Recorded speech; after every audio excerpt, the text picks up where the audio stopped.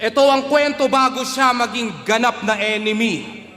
Tutol si Ermat sa ka-live-in mong bantay sa bakery.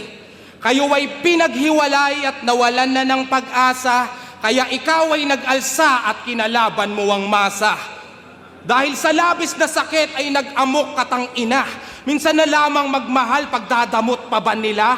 Oo, meron kang inibig at may totga ka, diba? At kaya ka nagrebelde na kantot na ng iba.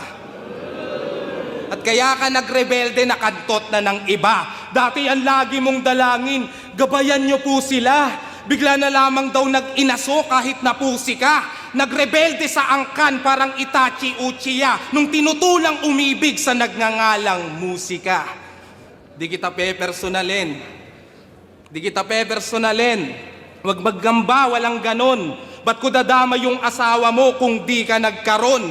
Sayang lang ang ganda nun, pero iba aking rason. Rebelding mamas boy, hoy arestado ka ngayon.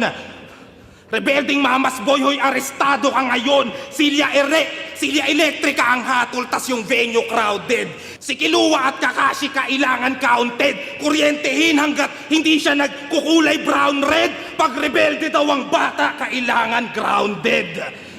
Sino man tunay na rebelde? Siya bang pinagbawalan lang pero nandun pa rin Diyos ko?